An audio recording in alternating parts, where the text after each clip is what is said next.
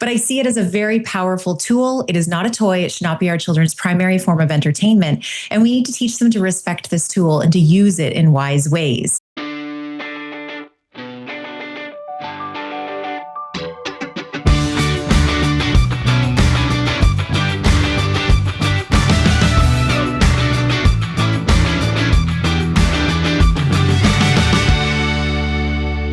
Back on Closer Look on this Thursday, the 18th day of December. One more day till holidays. That's exciting. Also, want to thank Detective Sergeant Steve Smith for coming on the show last night. Incredible response. Fascinating story. It was a fascinating story. It gives hope for anyone who's linked to a cold case, right? Yeah. You often hear about, and I've talked to, believe it or not, lots of people who are living through an unsolved crime. Sure, like they're waiting for answers on something that happened many years ago. And the only thing that in a lot of cases that keeps the hope going is because they read about another case where it was finally cracked. Yeah. Right. And this technology, this different DNA technology that they're using opens the door in ways that, almost since the advent of DNA, when the door's that opened, right? And so to be able to have this tool, as Detective Sergeant Smith talked about, to solve other cold cases. Yeah, interesting the point that he brought up about, the finger pointing that starts right after so much time passes. Was it, the boyfriend or the girlfriend or the aunt or the uncle and it's that unknown, right? And not having any answers. I can't imagine, especially that long. It's a great point, right? It's almost that's as big of a reason, or that's as big of a relief as not just that you know who did it, but you know who didn't do it. Yeah. Right. Which is that happens in a lot of cases because as years drag on, it just fuels the speculation, right? That you want to know what's going on. Absolutely. I just can't imagine being a fly on the wall in a cold case unit like that at the Toronto Police or any police force where that's what they're doing, right? They're not investigating the headlines of the day. Yeah. They're investigating the headlines of 20, 30 years ago. And just looking for that needle in a haystack, as he said. And then when they find that needle, yeah, I can't imagine the jubilation, and rightfully so. It's amazing. Okay, tonight on the program, cell phones. We're talking these things. Yes. Remember Katherine Martinko? Yes, she's fantastic. She's wonderful. She's a great writer, great journalist, and a very smart lady. She's the author of the book Childhood Unplugged. We had her. Yeah, we had her. We'll give a few cameos. Is that the right term? Here we go. Yeah. We'll show off the book. Where do I put it? Over here? Whatever you want. There's what all do they do in kinds the of late shows? They go like this. Yeah. She's has a great perspective on how we can keep our kids not banned from technology, but to have that right balance, right? I mean, you want your child to enjoy the things that we enjoyed, and the things that we love the most. This is so cliche, but I think it's true. The things that were the best part of our childhood was just the nothingness of just going outside and running around with kids in the neighborhood, playing hockey, going to the park, going into the forest, just doing regular things that kids did. Riding your bikes around the neighborhood and not worried. You didn't wear a helmet. No. Nobody was tracking your phone. Where's my kid? No. That's a whole other thing we're going to talk to Katherine because the tracking of children thing drives me bonkers. Now. I'm going to get some angry people, even friends of mine, who are still tracking their adult children on their phones. Like they've grown up now and they still have the tracking thing on their phone. Oh, yeah. I can't remember what the app is called or the program. It's nuts. The kids, they all know where each other is hanging out. It's craziness. Yeah. It's craziness. Anyways, Katherine's coming on the show again after a couple of years, and we'll save the surprise, but she's written a recent column in the Globe that kind of updates some things she talked about last time. Kids and smartphones, when is the right time to give them one, or is there ever a good time? There's definitely no shortage of opinions on this topic and no shortage of arguments between parents and their kids. Our guest tonight is someone who has given plenty of thought to this contentious issue and even wrote a fantastic book about it, Childhood Unplugged, Practical Advice to Get Kids Off Screens and Find Balance. Katherine Martinko, thanks for taking some time to chat with us. Good to see you again. Thanks so much for having me. All right. For those who may not remember, Katherine was our guest on a podcast a couple of years ago. At that point, her son was 14 years old and he wasn't allowed to have a cell phone. And then this week, I opened the Globe and Mail and there's a column from Katherine talking about how her son is now 16 and finally got that cell phone. Katherine, what changed? Yeah, well, it's a question that he's been giving to me for years. I'm sure many parents can relate to this. The kids are just relentless, asking, when can I get a phone? And for the longest time, I just said I didn't know. And it was a truthful answer. I really didn't know. I just knew that it wasn't time yet. And even when I wrote my book, I had explained that, my sons are growing up and I still didn't quite have a firm answer. I was waiting for enlightenment to strike, if you will. And then it did. It came in the form of an interview that I heard with Dr. Jean Twenge, who's a social psychologist at San Diego State University and a work colleague of mine. We both are working in this sphere of how to deal with kids and tech. And she has 3 teenage daughters. And she explained that she feels that giving a kid a smartphone should be on par with getting a driver's license in terms of the level of maturity that's required to handle one. And this just made perfect sense for me. She explained that 16 is significantly older than 14, which is the age recommendation made by Dr. Jonathan Haidt in The Anxious Generation, which is already a lot older than what many kids are getting their first smartphones at. But as she pointed out, there's a great deal of maturity that happens between 14 and 16. There's a reason why we don't put kids behind the wheel of a car at the age of 14. Their risk assessment abilities improve drastically over that 2-year period. They can cause a lot of harm to themselves and to other people, even inadvertently, both behind the wheel of a car or with a smartphone in their hands. So it's just trying to, create this friction between kids and this very powerful device that can do many wonderful things. Don't get me wrong, but we're just trying to delay access, wait for them to gain that little bit of extra maturity to be able to handle it in a way that doesn't cause harm to themselves or to other people. So I have to ask the question, Katherine, what did your son think of the column? Well, he wasn't super thrilled. I mean, he's heard me talk about this a million times, so he's pretty used to it. But yeah, as I explain in the column, it's not a free for all when you give your kid a smartphone at the age of 16, ideally. We gave a contract. We explained to him, by we, I mean my husband and me, we explained to him the rules. So there's expectations for use. There's clear consequences laid out for violation of those rules. So we own the phone. We have the password. We can do sporadic checks at any point without needing to give him a heads up.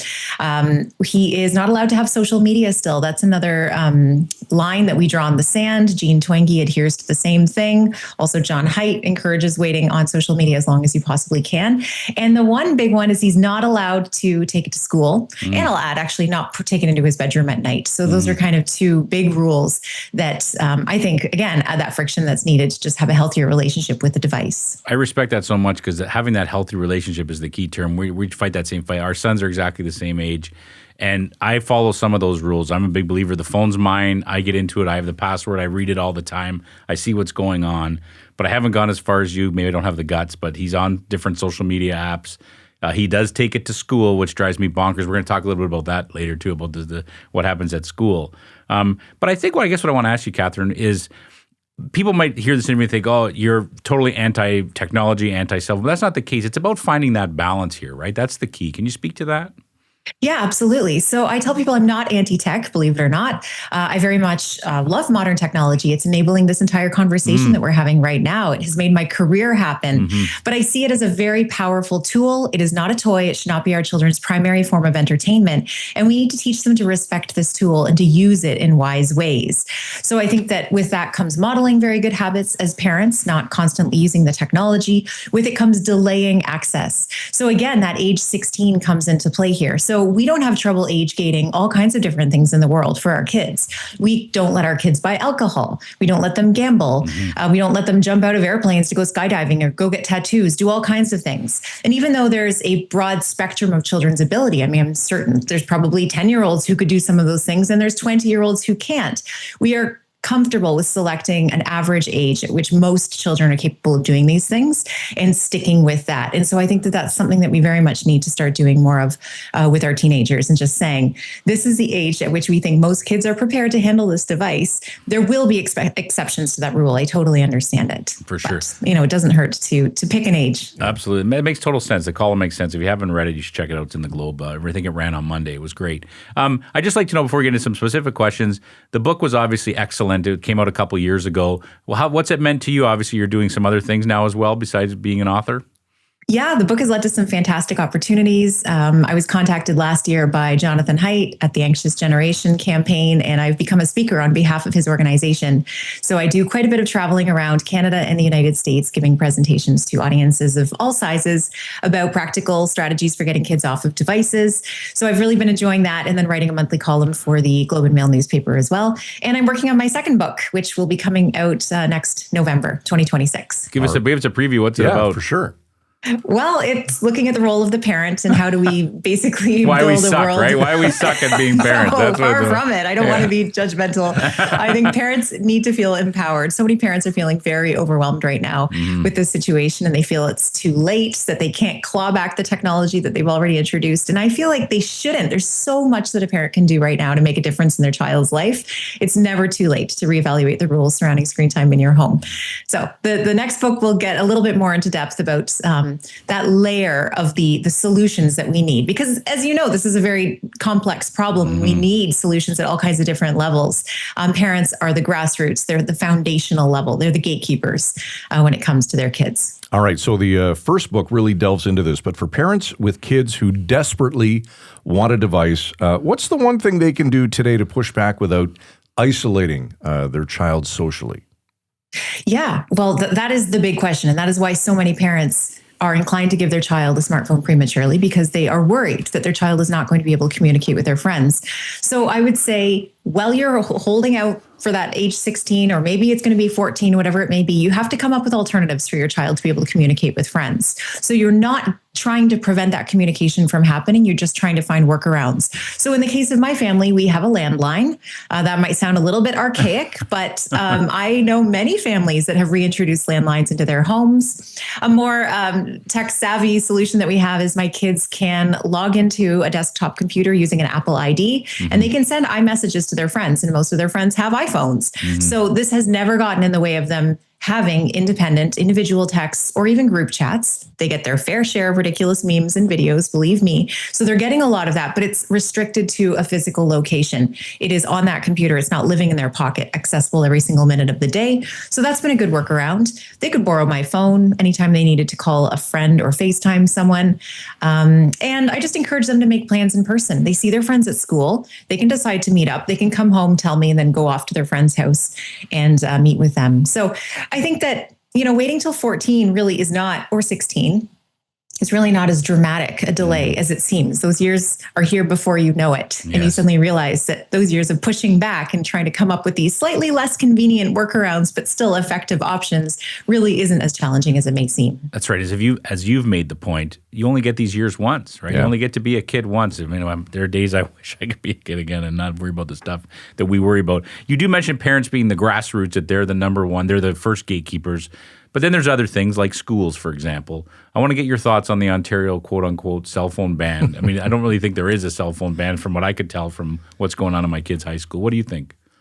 Yes, well, I think the quotation marks are key here. Yes. I do not think that you can call something a ban if kids are still allowed to carry it on their person. Yes. It seems a little bit insipid and a bit feeble. And certainly now that it's been in place for over a year, that is quite evident. I hear anecdotally from my own kids, and I hear from friends who are teachers. And of course, I've read many articles that talk about how it has been rolled out. But generally, it's ineffective.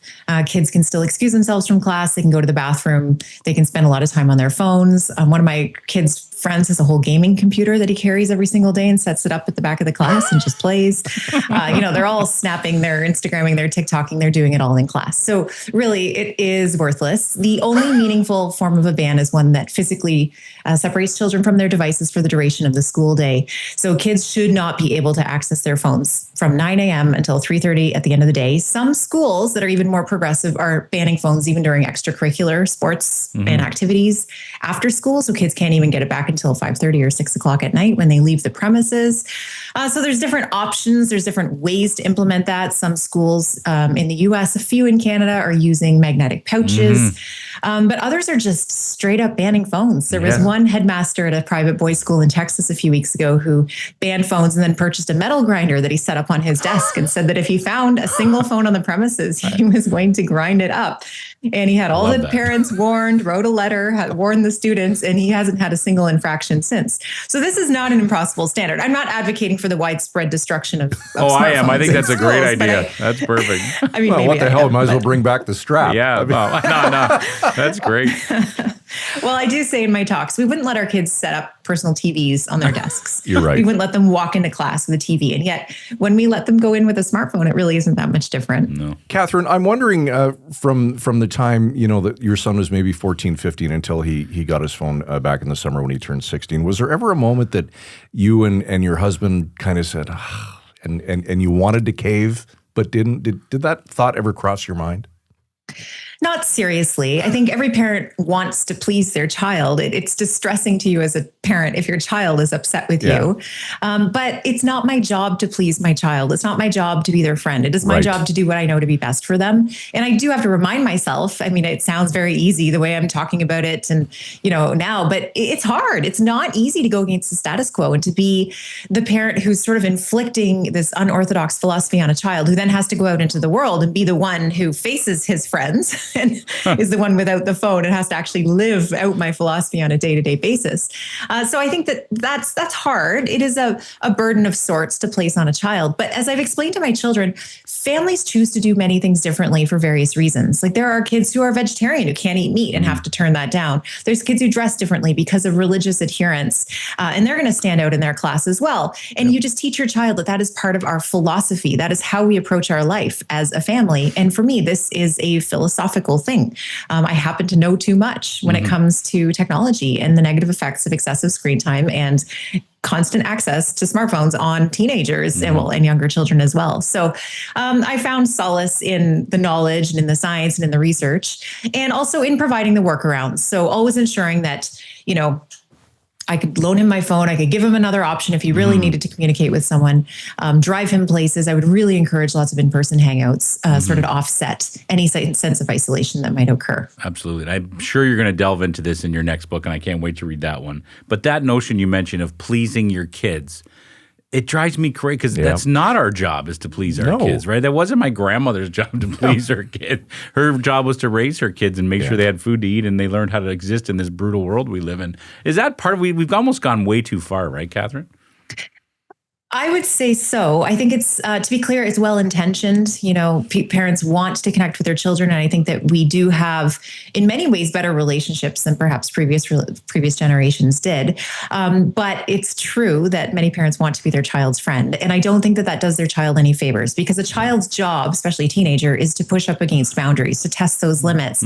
And children ultimately want to know that someone is in charge, that someone is looking out for them, and that they can trust that person to hold the line when it is needed. I've had conversations recently with Dr. Jean Twenge about this, and she agrees that certainly this generation of parents has been raised to see everyone as equal, even their own children, and that loss of social hierarchy within the family can be quite harmful to some kids in a developmental sense.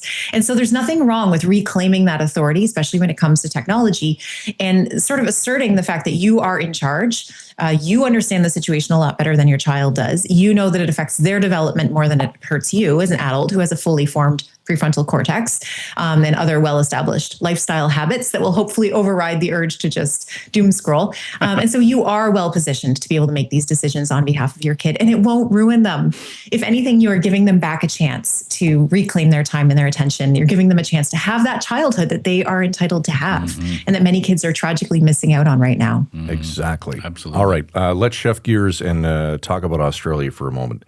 Back on the 10th of this month, Australia kicking millions of kids off social media. This move will prevent anyone under the age of 16 from accessing their existing profiles and communities and signing up for new accounts on, wait for it, 10 different platforms. Facebook, Instagram, TikTok, Snapchat, Threads, X, YouTube, Kick, Twitch, and Reddit. Australia's e-safety commissioner has said the list will change, of course, as technology evolves. Katherine, what's your take on this move? I think it's great.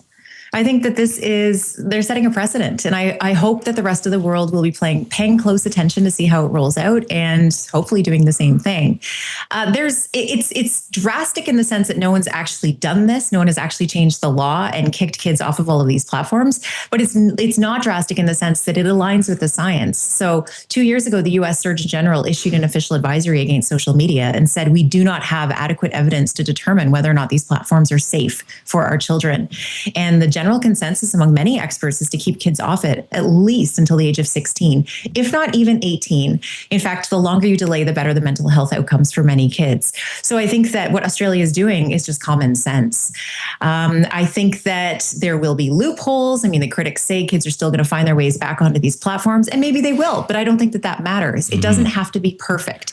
You cannot be so caught up in it being perfect in order to avoid the progress that can actually happen. And I think the message that's being sent is powerful to children. And it also is going to give parents something that they can lean on, because a lot of parents, like we discussed earlier, are uncomfortable with that sense of authority and telling their kids no when so many other parents are saying yes. And so now that they are backed by a law, they might feel a lot more comfortable saying, no, you're not going to be on these platforms. And to think of it almost as pressing pause. This is not forever. These kids will be back on these platforms at some point. It's just recognizing that it's not benefiting them right now at the age that they're at with the kind of content that proliferates on these platforms, and that they just have to wait until they're that much more mature and ready to be able to handle it. So I'm a big fan, and I hope that we see it in a lot more countries soon. Yeah, maybe in Canada.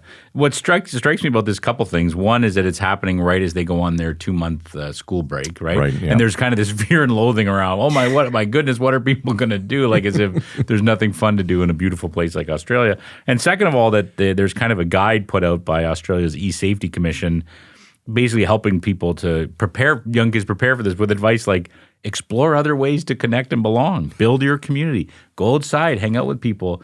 It's refreshing to read that. It's a little sad in a way that we have to get to the point where someone has to write that down, because no one had to write that down for us when we were kids. But it is refreshing to see, I think, Katherine.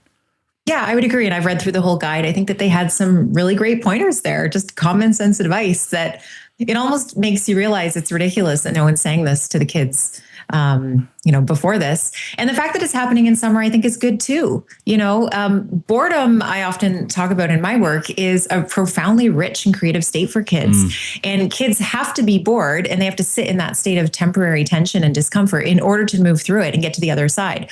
And on the other side exists all kinds of fun things, new hobbies, new interests, new relationships and friendships and experiences. So I think that doing this to the kids, at the beginning of their summer break, could potentially set them up to have the best summer of their lives. Not for everyone. I'm sure it's going to hurt. There's going to be a letdown, a come down that happens. Just it's sort of tied to the addictive nature of the way that these platforms are designed. But we are opening the door for them to discover all kinds of other opportunities, which is fantastic. Katherine, could we do this here? And have you talked to any politicians here in Canada about implementing the same kind of program? That's a great question. I have not spoken with anyone here. I think that this is such a novel concept. Everyone's holding their breath and just kind of waiting to see what happens. I don't see why it wouldn't work. I think that many parents would welcome legislative change. And that's one of the things I talk about in my presentations when I referenced earlier the various levels of change that we need. So we do need the high level change. We need legislative changes. We need new laws. We need to raise the age of internet adulthood to access social media, which is exactly what Australia is doing. That's something we need. That takes a long time to roll out. We also need to hold tech companies accountable, which I think that this law is also going to do somewhat. It's going to encourage the tech companies to re-examine how they design their products and how they roll them out. And then we need schools to participate, and then we need parents. So there's all these different levels. And it's just really great to see the high level changes starting to come into play. When you're on the speaking circuit, I know there's a powerful quote from a 15-year-old that you like to reference when you're giving talks. Can you share that with us? So it's a young 15-year-old boy who says that he has no hobbies, interests, goals, or ambitions, and all he does is waste time on his phone. So at the very end, I pull out this final line. I say, so the boy is saying, my screen time is almost 11 hours a day, and I just feel like crying myself to sleep. How do I stop this crippling addiction that I have with my phone? And this just hits me every single time because, my automatic reaction to him is, where are his parents? I don't know where his parents are. I don't know this boy's backstory, but this is a kid who is crying out for adult guidance, for boundaries, guardrails in his life, someone to step in and basically say, enough is enough. You've got to get off this device and you need to have a chance at living and discovering yourself and getting to know who you are instead of just consuming everyone else's memories and ideas of what a good life may be. So that sort of reflects this idea that I have also based on the conversations I've had with many teenagers that the kids want help too. So this is not just something we're inflicting on them as adults, although we certainly have the right to do that, I think, in this context. But many kids describe sort of this vague, nebulous sense that they're missing out. They don't know what it is because they don't have the benefit of retrospection like we do as adults. They don't know what it's like to grow up in a space without these devices constantly competing for their attention. But they have the right to experience that and they want it on some level. And I think that they'll understand how beautiful it is if we give them the opportunity to discover that. For sure. We're going to let you go in a moment. We appreciate all the time you've given us. I do want to ask you, you've become a more high-profile figure on this file and talking and being public about it. Do you get some haters out there? I even noticed in the Globe column there's some people kind of, with some sarcastic remarks to what you say. Do you get that a lot or is it pretty minimal? It's pretty minimal, to be honest. I think that, especially at my talks, I'm lucky in that people who come to hear me speak are looking for advice. They're looking for some guidance. They're looking for empowerment and inspiration. People who are not worried about their kids' screen time habits are probably not listening to this message, and that's fine. I'm not out to convince them that they're doing things wrong. Each family has to figure out how they want to live and how they want to raise their kids.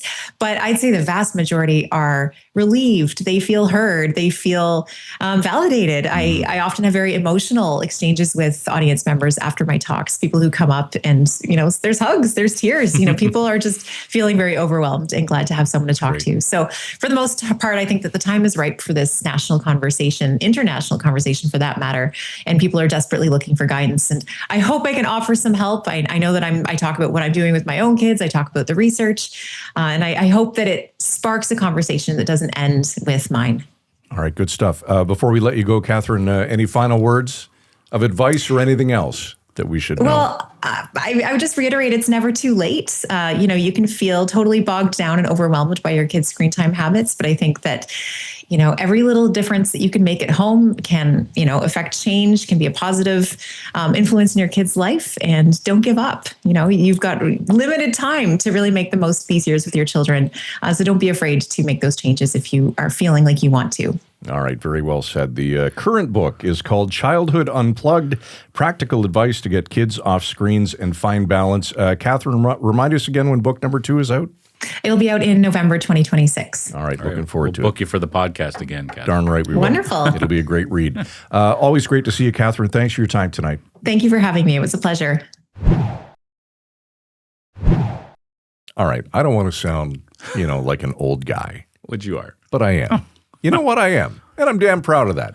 But time seems so much, things were easier, right? Yeah. And your point was a valid one. When we were kids a long time ago, you couldn't wait to go outside first thing in the morning, find your friends, tear around the neighborhood. Yeah.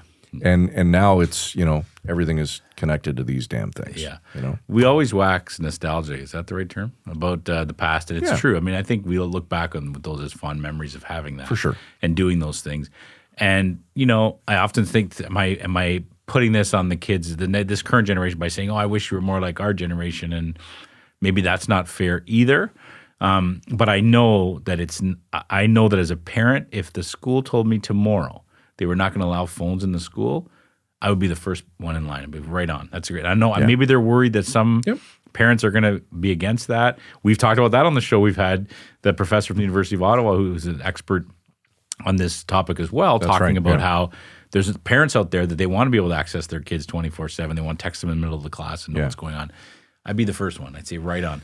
The grinder on the desk, love that idea. Love that. If I got, I'd love to get a little extreme. I'd love to get a note home from the president. I've bought a grinder? A metal grinder. I bought a metal grinder. The subject line, metal grinder. Yeah. That'd be a great note home. Be perfect. Really? Why not? Well, you know what? Yeah. How much time do you need on your screen? It's crazy. Now, the supposed cell phone ban in Ontario schools, and I say supposed because we all know it's, not really effective. How is it supposed to work? It's, if I remember right, it's supposed to be no cell phones during class. So you're Right. supposed to like either So you can have them on your person. No, you're supposed to leave them in your locker, in your locker, or okay. leave them in a basket. Yeah. But then that puts all the onus on the teachers to enforce that, which is not fair. It's They're not fair to they're them. not sheriffs. No. They're not supposed to enforce that stuff. No. They don't have metal grinders. Yeah, if they want to really bring a cell phone ban, they're not allowed in the building. Yeah. You cannot bring your phone in the building, right? That's how it should be. Or you walk in and drop it in a lockbox. Teachers have enough to do trying to teach Yeah. the friggin' curriculum that they have to teach. What they got to be and they're disciplinarians already all day long. Then they got to enforce cell phone rules. It's crazy. Just say no. You can't bring your cell phone. What's the big deal? I love these lock boxes in the States. We didn't get to talk about this, but she mentioned it. Some of these school boards, they've started this where you got to bring your phone, put it in a lockbox. Yeah, and the first little while, the kids were trying to like hack them open. It was like drug addicts. Like, I need to get on my phone, right? But then after a few days, they realized, I can play chess or I could like play cards. God forbid have a conversation My with somebody. God, we talk about childhood on our bikes. I spent my entire teenage life playing cards. That's all we did. Yeah. Was sit at Tim Hortons and play cards. Yep. I don't know what else we did with our life. All right. It's crazy. That's it for tonight. I'll Snapchat you later. Truth, I would not know how to Snapchat. Now you should segue into, but don't forget, you can find us on TikTok, Instagram. Don't forget, kids, this is where to find us. If you're 16 years of age or older, Instagram, TikTok, Facebook, X, YouTube, and of course across the Village Media Network. I wouldn't know how to Snapchat. And we're huge on TikTok, right? We have like 10 billion followers. It's right, Derek? It's massive. It's in the billions. I think viral is the word they use. Yeah. This podcast is bonkers on TikTok. So what do you think? Kids, cell phones, let us know. Closer Look at villagemedia.ca and sign up to receive our nightly newsletter, closerlookpodcast.ca. Or message us on the old TikTok. Or call the landline. Or call the landline. Younger generation out there is like, the hell's a landline? Well, I thought of what she said. She said that people are bringing back the landlines. I wonder if that is a trend. I wonder if the local phone companies are actually installing more landlines. That's a good story. It's a good one. Remember party lines?